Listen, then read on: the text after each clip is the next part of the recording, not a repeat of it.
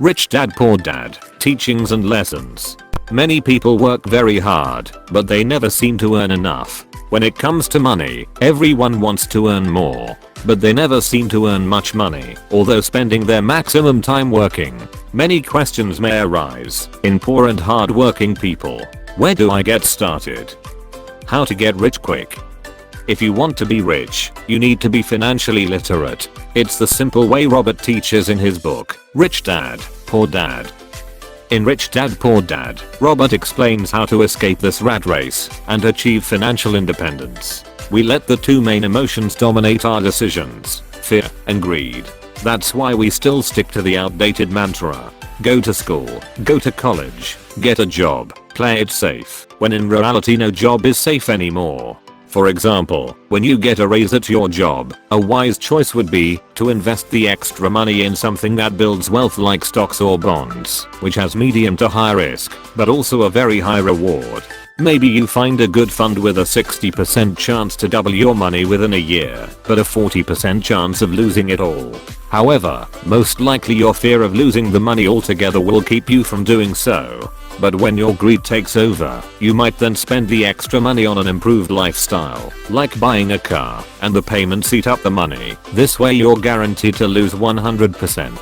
This already gives you a glimpse of how important it is to educate yourself financially, since we receive no financial education in school or college. Sadly, this is entirely up to you. Robert had two main influential fathers in his life. Poor Dad was Robert's biological father, a man who was highly intelligent and very well educated. Poor Dad believed in studying hard and getting good grades, then finding a well-paying job. Yet, despite these seemingly positive attributes, Poor Dad didn't do well financially. Rich Dad was the father of Robert's best friend. He had a similar work ethic to Robert's real dad, but with a twist. Rich Dad believed in financial education, learning how money works, and understanding how to make money work for you. Although he was an 8th grade dropout, Rich Dad eventually became a millionaire by putting the power of money to work for him. The book is written from Robert's perspective of how Rich Dad went about making money and the mistakes that Poor Dad made. Now let's discuss about the 6 lessons Robert teaches in his book. 1. The rich don't work for money. 2. Why teach financial literacy? 3. Mind your own business. 4. The history of taxes and the power of corporations. 5. The rich invent money. 6. Work to learn. Don't work for money. The rich don't work for money. Oftentimes people misunderstand the title of this chapter and mistakenly believe that it means the rich don't work.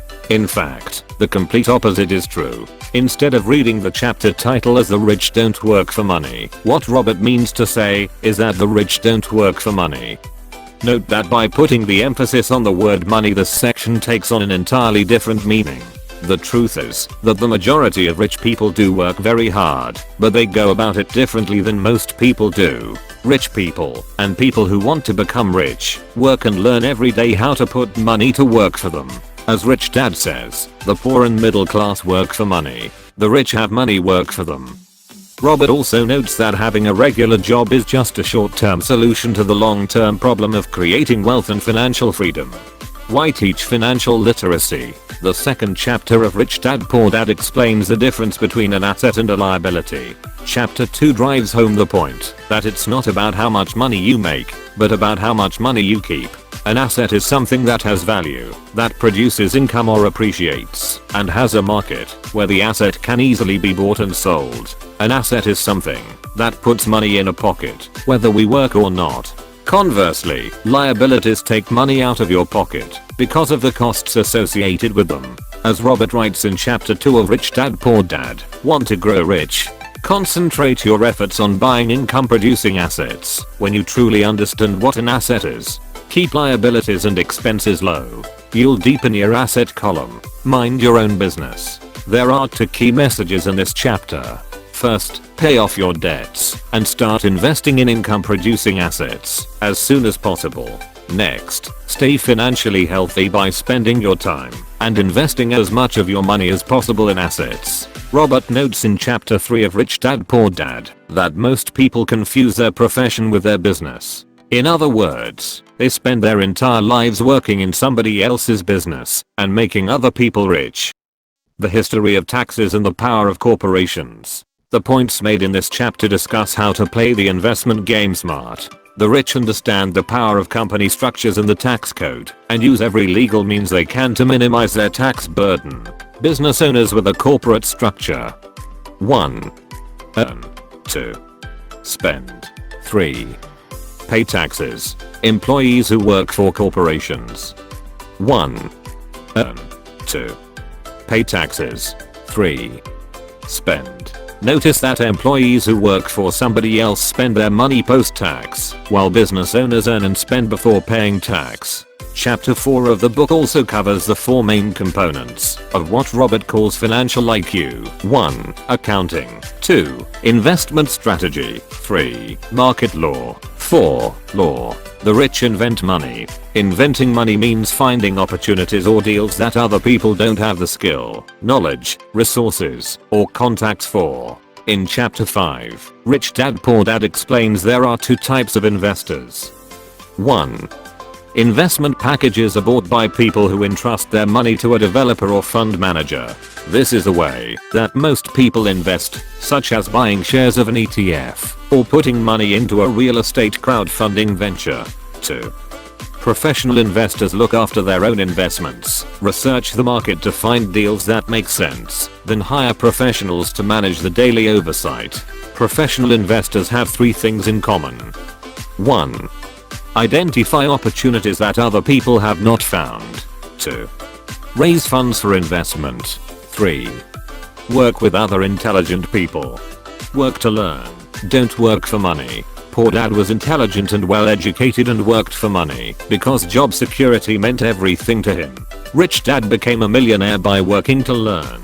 Chapter 6 of Rich Dad Poor Dad then discusses the synergy of management skills needed for success in business, cash flow management, systems management, people management. Conclusion. If you had to choose one key takeaway from Rich Dad Poor Dad, it might very well be that rich people are not always born rich. The reality in the US today is that you don't have to go to work for somebody else and join the rat race to make money. Regardless, Rich Dad Poor Dad contains some powerful lessons. To sum up. 1. Don't work for money. Work to create assets that generate money. 2. Know the difference between an asset and a liability, and buy assets. Only buy another liability if you first buy or create an asset that generates enough cash to pay for it. 3. Make putting things in your asset column your first priority before what your employer, government, and bank want. 4. Study accounting, investing, economics, and law. This will allow you to recognize opportunities and methods to successfully build wealth, such as the use of 1031 exchanges and corporate structures. 5. Most people buy packaged investments. The rich create investments by assembling a deal themselves, finding an opportunity, raising money, and organizing people. 6. Take a job only for the skills it will teach you, never for the money it pays you. Rich Dad said learn to use your emotions to think, not think with your emotions. Examples of emotional thinking are like I need to get another job, I deserve a raise, I want this job because it is secured. Instead of clearly thinking like, is there something I'm missing here? This is our reality. For most people your profession is your income. For rich, your assets is your income.